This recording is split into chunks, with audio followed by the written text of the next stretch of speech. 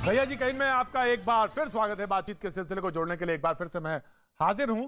जिन्ना का नाम क्या रैली में निकला, इतिहास के पन्ने खोल लिए गए। एक इतिहास के विद्यार्थी ने मुझे लिखा है कि स्पष्टता, शादाब को यह बात बताई जाए, शादाब चौहान को स्पष्टता के साथ कि धमकी ही थी जिन्ना की गांधी को। उन्होंने कहा कि डिवाइडेड इंडिया और डिस्ट्रॉयड इंडिया मिस्टर गांधी, और दूसरी बात उन्होंने कही कि पाकिस्तान और सिविल वॉर, ये एक तरह से धमकी ही थी। और ये तमाम सारी चीजों से वो रूबरू हो रहा था देश और गांधी भी। थैंक यू राजेश मौर्य जी, जो उन्होंने ये अपनी बात कही है। बहरहाल मैं डिबेट के हिस्से में आता हूं और बात यहां तक आ गई कि अखिलेश अली जिन्ना कहा जाए तो गलत नहीं होगा।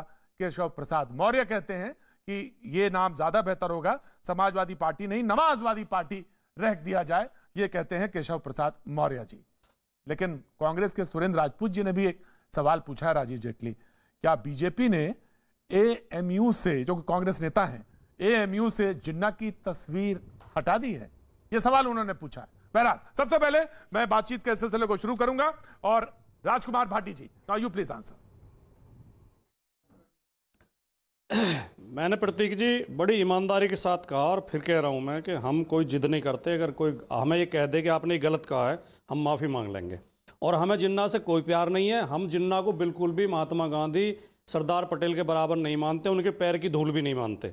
और जिन्ना देश की बंटवारे के लिए जिम्मेदार थे। तो ऐसे क्यों कह दिया आपने? नहीं भाटी जी, फिर ये बात क्यों कही गई?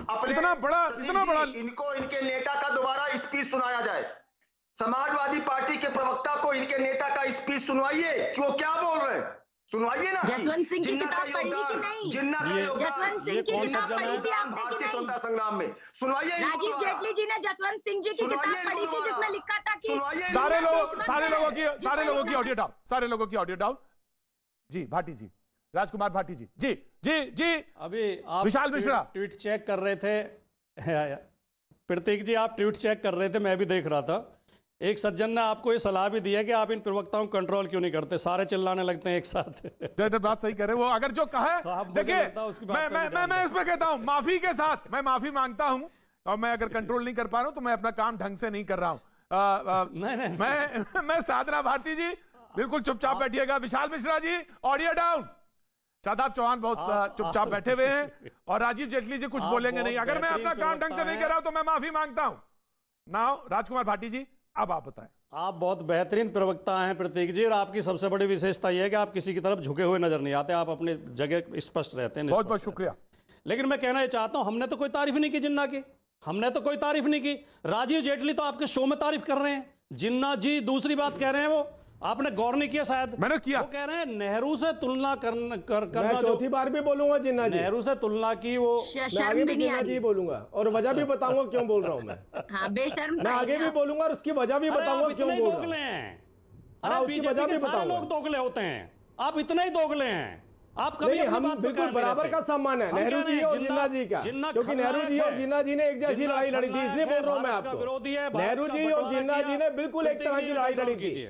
दोनों का रहन सहन भी एक जैसा था, दोनों का रहन सहन भी एक जैसा था, विचार भी एक जैसे थे, लड़ाई भी एक जैसी थी। जिस तरीके के आज लुटियन जोन के अंदर आपको नेता दिखाई देते हैं, उसी वक्त के लुटियन जोन के नेहरू जी और जिन्ना जी नेता थे। Right sir. राजकुमार भाटी लड़ाई लड़ी थी, जिस लड़ाई का नतीजा ये राजकुमार भाटी जी, राइट सर, लड़ाई का नतीजा ये है कि आज आपके चैनल पे हम डिबेट कर रहे हैं। राजकुमार भाटी जी, बीमार नहीं होना। राजकुमार भाटी जी होंगे तो मैं बोलूंगा, नहीं मैं नहीं बोलूंगा। राजकुमार भाटी जी कोई नहीं बोलेगा, सारी ऑडियो डाउन, सारी ऑडियो डाउन। एक बात और बहुत गंभीर कही, एक बात बहुत गंभीर इन्होंने कही कि नेहरू से तुलना करना पे हमें कोई एतराज नहीं है, लेकिन सरदार पटेल और महात्मा गांधी जैसे बड़े लोगों से तुलना कर दी।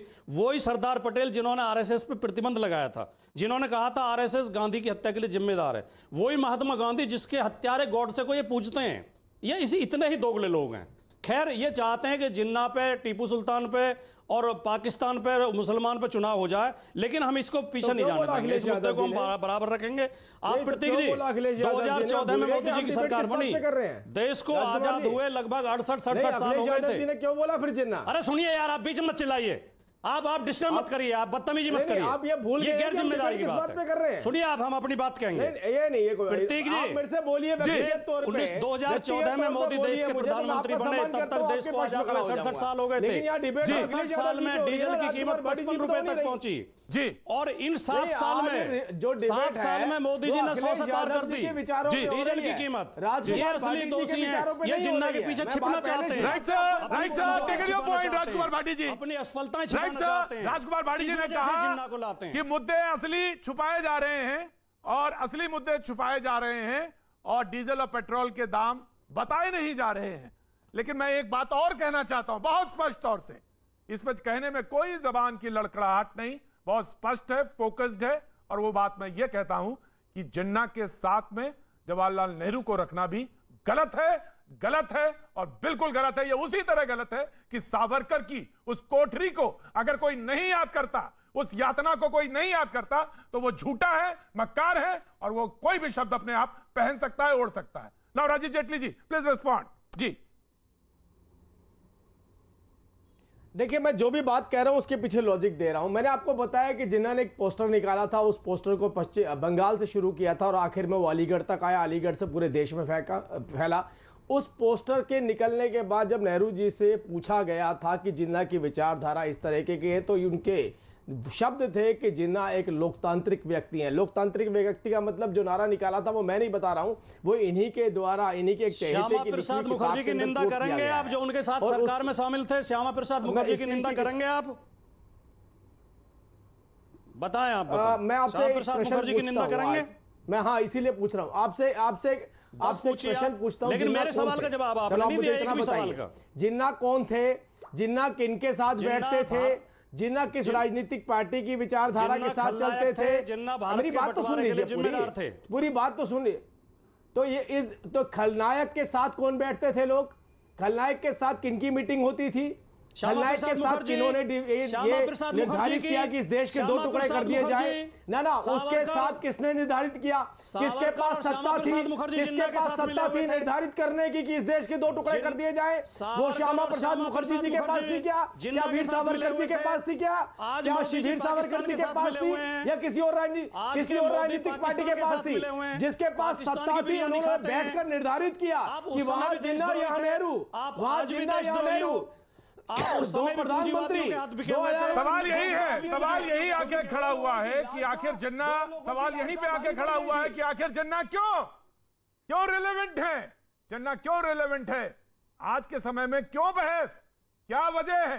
और जो मुहावरा मैंने पूछा था कि गड़े मुर्दे निकालना, आखिर क्या जरूरत थी? यही सवाल है जो बड़ा सवाल है। जी साधना भारती, अब बोलिए आप।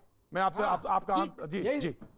जी देखिए, सबसे पहले राजीव जेटली जी मेरे बीच में मत बोलिएगा, आप बहुत देर से सबके